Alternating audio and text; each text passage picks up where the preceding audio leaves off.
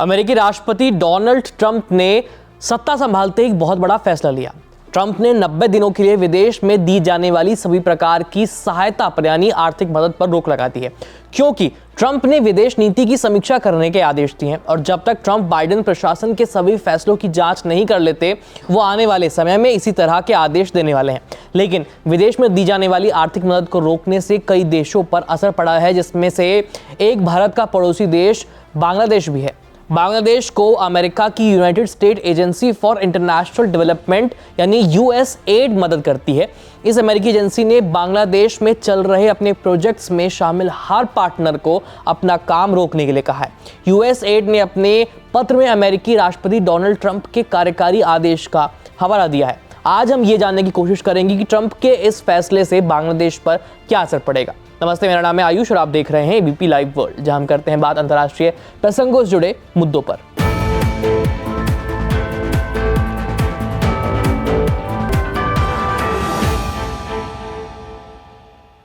America दुनिया भर में विकास कार्यों से लेकर सैन्य क्षेत्र तक अपनी आर्थिक मदद देता है।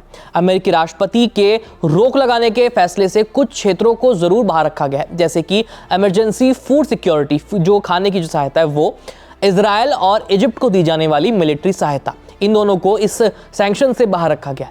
बात करें बांग्लादेश की, तो अमेरिका उसकी स्वास्थ्य, कृषि, पर्यावरण, गुड गवर्नेंस, लोकतंत्र को बढ़ावा देने समेत दूसरे कामों में तकरीबन $20 करोड़ की मदद करता है। इसके अलावा 2023 में अमेरिका ने दूसरी एजेंसियों के जरिए बांग्लादेश को एक बार $49 करोड़ और दूसरी बार में $56 करोड़ की मदद की थी। इसके अलावा भी अमेरिका बांग्लादेश को $20 करोड़ की मदद देने का वादा कर चुका है। हालांकि अमेरिका की बांग्लादेश में सबसे बड़ी आर्थिक मदद म्यांमार के रोहिंग्या शरणार्थियों के लिए दी जाती है। साल 2017 में रोहिंग्या संकट शुरू होने के बाद लाखों शरणार्थियों ने बांग्लादेश में शरण ली थी। USAID की वेबसाइट के मुताबिक इस संकट के बाद से अमेरिका ने बांग्लादेश की तकरीबन $2.5 अरब की मदद की है। इस रकम का इस्तेमाल रोहिंग्या शरणार्थियों और दूसरे समुदायों की मदद करने के लिए किया गया। चूंकि ट्रंप ने फूड सिक्योरिटी के लिए दी जाने वाली मदद नहीं रोकी है, इसलिए रोहिंग्या मुसलमानों पर खाने का कोई संकट नहीं आएगा।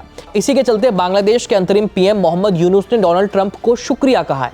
लेकिन रोहिंग्या शरणार्थियों के खाने के अलावा अमेरिका ने दूसरे क्षेत्रों में भी बांग्लादेश की मदद की है और अभी उस मदद को रोक दिया है, जिससे पहले से ही खराब दौर से गुजरी बांग्लादेश की अर्थव्यवस्था और ज्यादा कमजोर होने वाली है।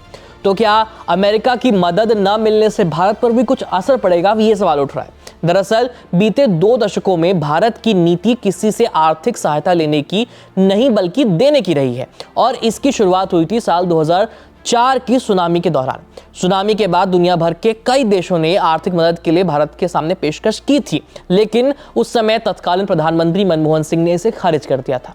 इस फैसले को देश की आपदा के समय मदद लेने की नीति के एक बड़े बदलाव के तौर पर देखा गया। दिसंबर 2004 में मनमोहन सिंह ने कहा था कि हम मानते हैं कि हम हालात से खुद निपट सकते हैं और अगर जरूरत पड़ी तो हम उनकी मदद भी करेंगे। ये उस समय प्राकृतिक आपदा के वक्त मदद ना लेने का फैसला था, लेकिन भारत ने इसे दूसरे क्षेत्रों में भी लागू करना शुरू कर दिया। हालांकि USAID के जरिए भारत के स्वास्थ्य, शिक्षा, पर्यावरण, स्वच्छ ऊर्जा, पानी और स्वच्छता जैसे क्षेत्रों को मदद की जाती है। हिंदुस्तान टाइम्स की रिपोर्ट के मुताबिक USAID और दूसरे संगठनों के जरिए भारत में अमेरिकी मदद आती है, जो कि करीब बीते दशकों में घटकर केवल $15 करोड़ के आसपास रह गई है।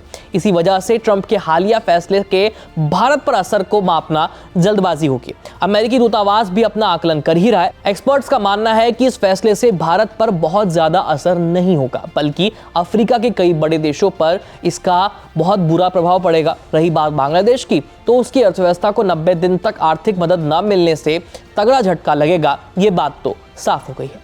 इस खबर में इतना ही। देश और दुनिया की तमाम खबरें जानने के लिए ABP लाइव के साथ जुड़े रहिए। मेरा नाम है आयुष, धन्यवाद।